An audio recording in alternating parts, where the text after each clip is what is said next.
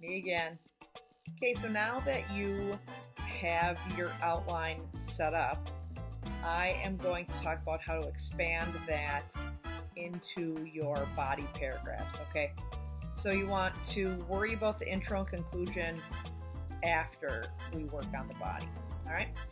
So you've got your outline, you've got your three-pronged thesis. Remember we talked about that, how you have that main part of your thesis, and then you expand on it with the 3 body paragraphs, all in one sentence. I have chosen in my essay to write about Billy Collins, who is a modern poet, and why he is successful. Okay, so my thesis is Billy Collins is an award-winning poet because he appeals to the common man poetically in works such as Another Reason I Don't Keep a Gun in the House, Child Development, and Flames. So those are the 3 poems I'm going to talk about in my 3 body paragraphs. I'm going to start my first body paragraph with the poem he wrote, Another Reason I Don't Keep a Gun in the House. All right, now that might sound like, ooh, what kind of poem is that? So just for a little background information, this is a poem about the neighbor's dog that won't stop barking. Don't worry, no dogs were harmed in the writing of this poem. Okay, so I have to, in my body paragraphs, talk about these 3 poems written by Billy Collins, and I have to demonstrate how they appeal to the common man poetically. All right? So you see how I'm going a little bit deeper here. This isn't just 3 poems that Billy Collins wrote no. What about those 3 poems? Dig deeper. All right? This is the kind of thing that you're going to have to do in college, so you might as well start doing it now. So you get your 3-pronged thesis. Now we're going to start that first body paragraph about the poem, Another Reason I Don't Keep a Gun in the House. So remember that you have to give reasons and support, reflections, demonstrations of how this poem, in this case that I'm writing, appeals to the common man poetically. Now, you might not be writing about poetry right now. That's okay. We're just focusing here on organization. All right? So I've got to break this down. I'm talking about this particular poem. Now I got to come up with 3 examples of how he uses his poetic language to appeal to the common man. All right? So my first reason is the annoyance of the neighbor's barking dog. All right? We're going to get into details about that.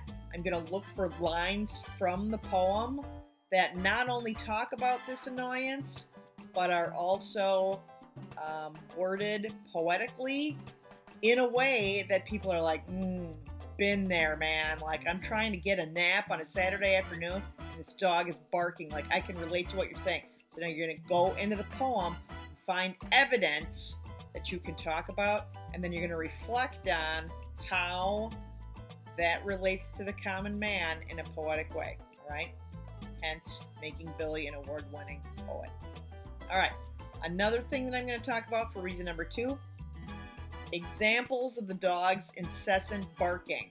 I'm going to find lines from the poem that support that, how poetic they are, what kind of devices did Billy Collins use that were poetic, and how does that relate to the common man. All right, I'm going to get a little more in depth on that 3rd reason, just to kind of show it a little bit better. So, strategies to deal with the barking dog. All right, that's going to be my 3rd part of this Melcon paragraph. And you see, this is probably going to turn out to be longer than 11 sentences. And that's fine, because you shouldn't just, at this level again, you're going deeper. You're thinking college level. We're going to go a little bit deeper, okay? So, I got to start with support from the lines of poetry. So I'm going to talk about like sarcasm. Okay, that's how common man tends to deal with problems sometimes. You're behind a bad driver, right? And first thing you start doing is talking to yourself, right? Like, oh my gosh, and start kind of with this sarcastic attitude because you're frustrated and whatever. Billy Collins uses the line that the neighbors are leaving, and he says they must switch him on their way out.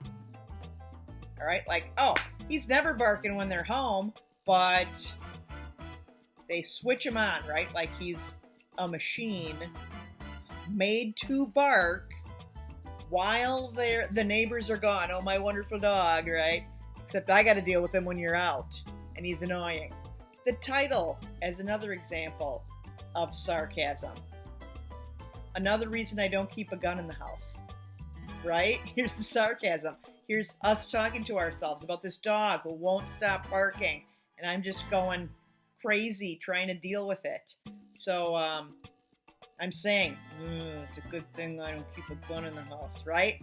Out of frustration, sarcasm, all right? So, but we've all kind of had a feeling similar to that, and he's a little extreme, right? Because he's using hyperbole to be funny. Hence, poetic examples of how he relates to the common man, okay?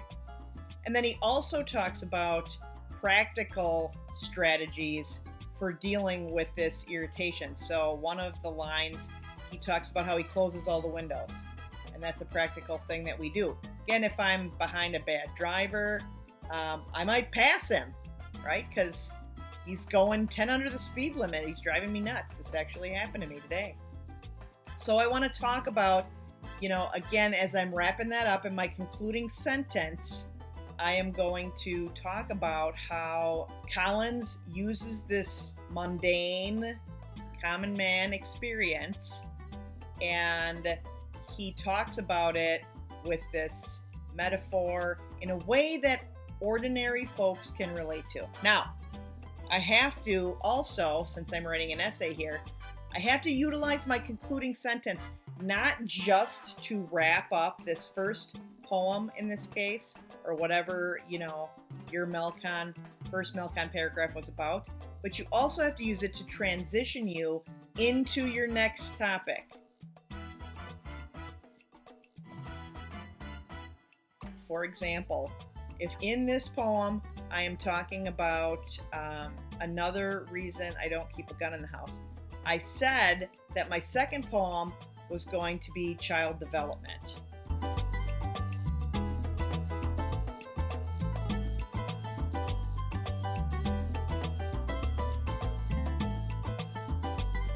So if my concluding sentence is concluding another reason I don't keep a gun in the house, but also transitioning me to child development, it might sound something like this. In the poem, Another Reason I Don't Keep a Gun in the House by Billy Collins, his humor comes across accurately through his use of poetic language, comma, which is also obvious in the poem Child Development.